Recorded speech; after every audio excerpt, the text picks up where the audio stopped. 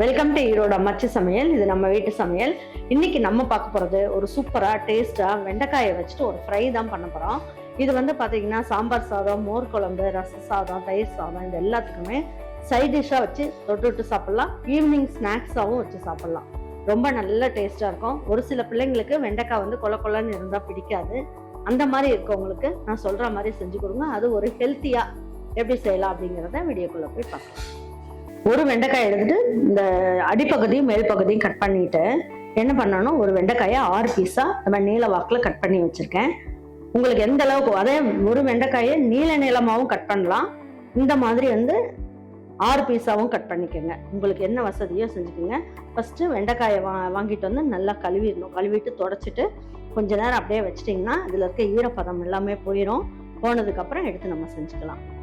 இது வந்து பார்த்தீங்கன்னா ஒரு 1/2 கிலோ அளவுக்கு வெண்டைக்காய், 3 ஸ்பூன் அளவுக்கு நம்ம வந்து இந்த வேர்க்கடலை போட்டுக்கலாம். இதுலேயே என்ன பண்ணுவோம், வரமிளகாய் தூள் 1 ஸ்பூன் அளவுக்கு சேர்த்துக்குவோம். ஜீரகப்பொடி குட்டி ஸ்பூனில் ஒரு 1/2 ஸ்பூன் அளவுக்கு எடுத்துக்கோங்க. சோம்பு தூளும் அதே மாதிரி தான் ஒரு 1/2 ஸ்பூன் அளவுக்கு எடுத்துக்கலாம். இதெல்லாம் நல்லா வாசனை கொடுக்கும், அதுக்காக இந்த மாதிரி எடுத்துக்கலாம்.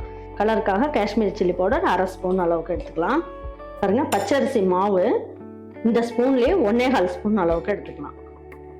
கொஞ்சம் மொறுன்னு வரும், அதுக்காக. கார்ன்ஃப்ளவர் பவுடர் இந்த ஸ்பூன்லேயே 1 ஸ்பூன் அளவுக்கு எடுத்துக்குவோம். கடலை மாவு இந்த ஸ்பூன்ல 3 ஸ்பூன் அளவுக்கு எடுத்துக்கலாம். பாருங்க, இதுலேயே கொஞ்சமா பெருங்காயம் போட்டுக்கலாம். பாருங்க, பூண்டு வந்து ஒரு பூண்டு அந்த மாதிரி கட் பண்ணி எடுத்து வச்சிருக்கேன். இந்த பூண்டையும் போட்டுக்கலாம், நல்லா மணமா இருக்கும், அதுக்காக. பாருங்க, இந்த வெண்டைக்காய்க்கு தேவையான அளவுக்கு உப்பையும் இதில் சேர்த்துருவோம். கொஞ்சமா மஞ்சள் தூள் சேர்த்துக்கலாம். ஃபர்ஸ்ட் என்ன பண்ணுவோம், இதை பல்ஸில் போட்டு வந்துடலாம். பாருங்க, இது எல்லாமே நல்லா பவுடர் பண்ணியாச்சு. நல்லா பவுடர் பண்ணிட்டோம். இப்போ வந்து என்ன பண்ணலாம், இந்த வெண்டைக்காயை இதில் எடுத்து போட்டுக்கலாம். இப்போ இந்த பவுடர் எல்லாமே இதில் சேர்த்துக்கலாம். நான் சொன்ன அளவு வந்து இதுக்கு கரெக்டாக இருக்கும். இது அப்படியே சேர்த்துக்குங்க. இதுலேயே நல்லா 1 ஸ்பூன் அளவுக்கு எள்ளு மிக்ஸ் பண்ணும் போது நீங்கள் என்ன பண்ணுங்க, 1 ஸ்பூன் அளவுக்கு நெய் சேர்த்துக்குங்க. தண்ணி ஊற்ற வேண்டாம், நெய் சேர்த்துக்கலாம். அப்போ சீக்கிரமாக வெண்டைக்காய் வந்து என்ன ஆகும், நல்லா உங்களுக்கு எண்ணெயில் ஃப்ரை ஆகி உங்களுக்கு வந்து வதன்னு இல்லாமல் இருக்கும், அதுக்காக.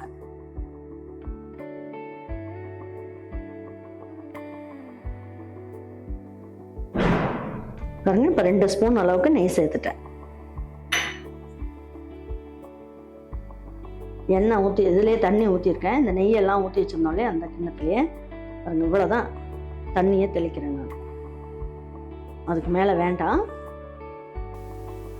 இதை நீங்கள் ஃப்ரிட்ஜில் கூட இந்த மாதிரி பரட்டி வச்சுட்டு அதுக்கப்புறம் எடுத்து கூட நீங்கள் பொரிச்சிக்கலாம் வேணும்னும் போது. நான் இப்போ எல்லாமே பொரிச்சு காமிச்சிடுறேன்.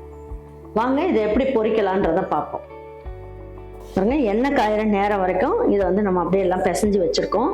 இப்போ வந்து என்ன பண்ணலாம், எடுத்து இதை பொரிச்சிக்கலாம். எண்ணெய் நல்லா காஞ்சிருச்சு.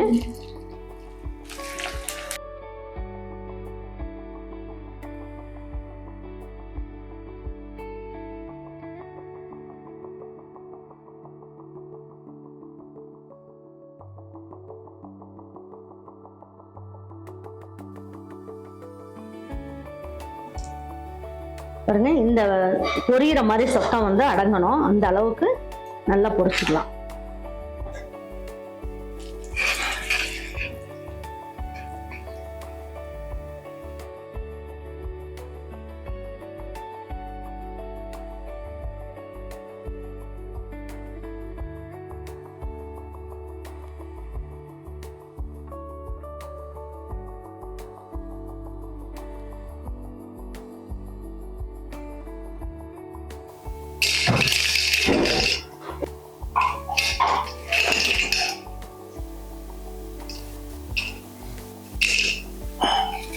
நல்ல மொறுன்னு சூப்பராக இருக்குது. மசாலா எல்லாத்துக்குள்ளேயுமே நல்லா உரைச்சி அருமையாக இருக்குது. கண்டிப்பாக இதே மாதிரி ஒரு வெண்டைக்காயை வச்சுட்டு நான் சொன்ன மாதிரி பவுடர் ரெடி பண்ணி நீங்கள் செய்யுங்க. அப்படி இல்லை அப்படின்னா நம்மக்கிட்ட வந்து சில்லி சிக்கன் பவுடர், மீன் வறுவல் மசாலான்னு இருக்குது. அதை வாங்கிட்டு கூட நீங்கள் இந்த வெண்டைக்காயில் அப்படியே போட்டு நெய் கொஞ்சம் போட்டு நல்லா பரட்டிட்டு எள்ளு கொஞ்சம் போட்டுட்டு பரட்டிட்டு அதுக்கப்புறம் நீங்கள் அப்படியே சுட்டுடலாம். ரொம்ப நல்லாயிருக்கும்.